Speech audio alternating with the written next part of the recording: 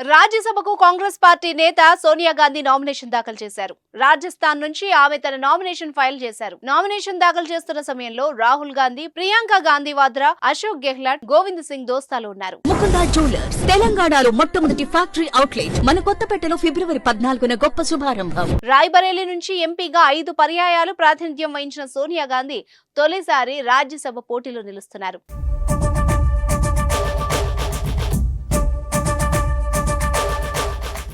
కాంగ్రెస్ అధ్యక్షురాలిగా బాధ్యతలు స్వీకరించాక 1999లో తొలిసారి సోనియా ఎంపీగా ఎన్నికయ్యారు. రాజస్థాన్లో ఎన్నికలు జరగనున్న 3 రాజ్యసభ స్థానాల్లో ఒకదాన్ని కాంగ్రెస్ సునాయాసనంగా కైవసం చేసుకోగలదు.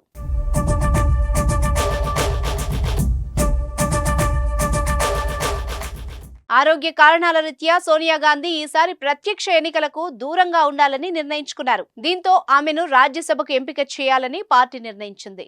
రాజస్థాన్ నుంచి సోనియా గాంధీ రాజ్యసభ ఎన్నికలకు నామినేషన్ వేశారు. జైపూర్ వెళ్లిన సోనియా గాంధీ తన నామినేషన్ పత్రాల్ని ఎన్నికల అధికారికి సమర్పించారు. రాజస్థాన్ నుంచి రాజ్యసభకు సోనియా గాంధీ వెంట పార్టీ ప్రధాన కార్యదర్శి కేసీ వేణుగోపాల్ కూడా వెళ్లారు.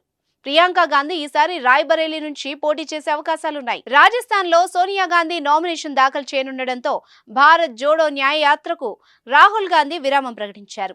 ఆరోగ్య కారణాల రీత్యా ఆమె పెద్దల సభకు వెళ్లాలని నిర్ణయించుకున్నారు. దీంతో తెలంగాణ నుంచి సోనియా గాంధీ లోక్సభకు పోటీ చేస్తుందన్న ఊహాగానాలకు తెరపడ్డట్టయింది.